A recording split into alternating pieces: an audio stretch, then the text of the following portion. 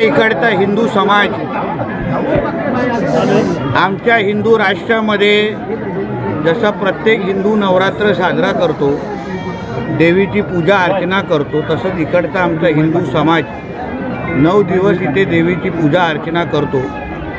पण इथे आजूबाजूला काही जिहादी मानसिकतेचे हिरवे साप वळवळत आहेत आणि त्यांना वाटतंय की हा त्यांचा अब्बांचा पाकिस्तान आहे आणि इथे येऊन आमची नवरात्री 9 दिवस साजरा पण कधी कधी ते करायला देत नाही। 2-2 दिवस कधी कधी ह्या लोकांना त्यांच्यामुळे बंद ठेवायला लागतं।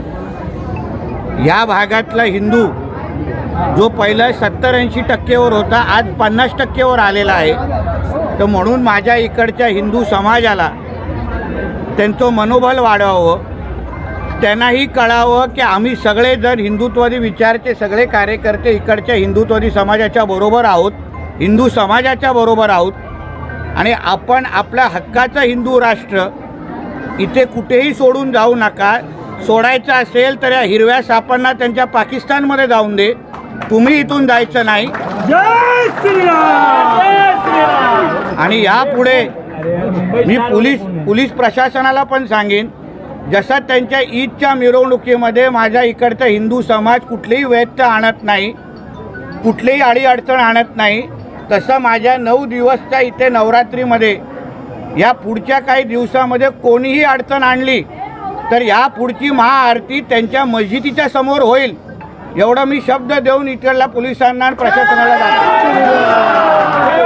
म्हणून परत इकडच्या माझ्या हिंदू समाजाला कोणीही दबाव आणि कुठलीही भीती आणि कुठलीही दादागिरी करायचा प्रयत्न केला तर आज तर फक्त सांगून आलो आहे, पुढच्या वेळी त्यांच्या थेट मोहल्ल्यामध्ये जाऊन उभा राहून महाआरती करून येईन। म्हणून जास्त वळवळ करायचं नाही, जेवढं आहे तेवढ्या लायकीमध्ये राहा, एवढं संदेश देण्यासाठी आलेलो आहे। सगळ्या हिंदू समाजाने मोठ्या ताकदीने आणि उत्साहाने तुमचा नवरात्र इथे साजरा करावा, एवढंही माझ्या हिंदू समाजाला संदेश देण्यासाठी आलेलो आहे। काय मुस्लिम समाजाचे नेते आहे आणि ते म्हणत आहे की भाजपमध्ये आहे आणि त्यांचा प्रयत्न आहे की सांगताय की त्यांच्यामुळे आम्हाला त्रास होतो आहे, आम्ही मुस्लिम समाजामध्ये जाऊ शकत नाही, म्हणून आम्ही काहीतरी विचार करणार। मी माझ्या हिंदू समाजाबद्दल विचार करतोय, मी माझ्या हिंदू समाजाची बाजू घेतोय। ज्याला जे वाटायचं आहे ते वाटू शकतात, ज्यांना जे चटके लावून अंगावर घ्यायचे ते लावू शकतात, तो माझा विषय नाही। संभाजी भिडे यांनी सांगितलं की जे हिंदू समाज आहे ते महामूर्ख आहे, म्हणजे जे दांडिया आहे, दांडिया मी आज हा विषय माझ्या इकडच्या हिंदू समाजाचा महत्त्वाचा आहे, त्यांना ताकद देण्यासाठी आलेलो आहे। या संबंधित काही प्रश्न असतील तर कृपया विचारा। भाजपा 140 जगह लढणार आहे, भाजपा। जय श्रीराम।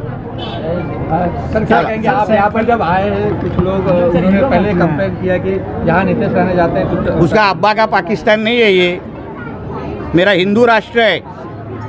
डॉक्टर बाबा साहेब अम्बेडकर जी के संविधान के अनुसार मैं कहीं भी जा सकता हूँ, मैं कहीं भी महाआरती कर सकता हूँ।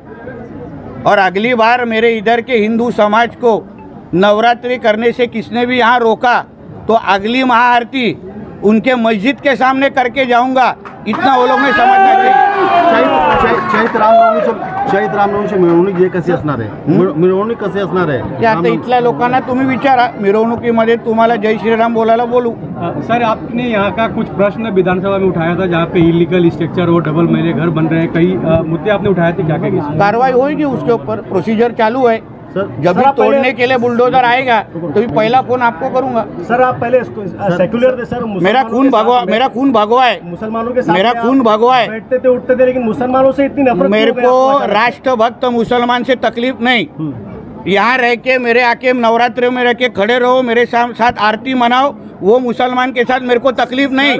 मगर जो आके इधर दादागिरी दिखाएगा, इधर आके हम हमारे खिलाफ, हिंदुओं के खिलाफ बात करेगा, वो जिहादियों के खिलाफ हम लोग जरूर है। चलो, क्यों लगता है आपको जिहादी है यहाँ पर? यहाँ पे तो सब मुसलमान, हिंदू मुस्लिम भाई बहन सब ऐसा है ना, ऐसा है तो फिर इन लोग को 9 का 9 दिन नवरात्र मनाने दो। इधर तुम्हारे ईद के टाइम पे हम लोग तकलीफ नहीं देते, तो हमारे नवरात्र के टाइम पे भी तकलीफ नहीं देना, वरना ईद के दिन कभी पथराव होना चालू होएगा ना, ये सवाल भी पूछ नहीं पाएंगे। चलो, जय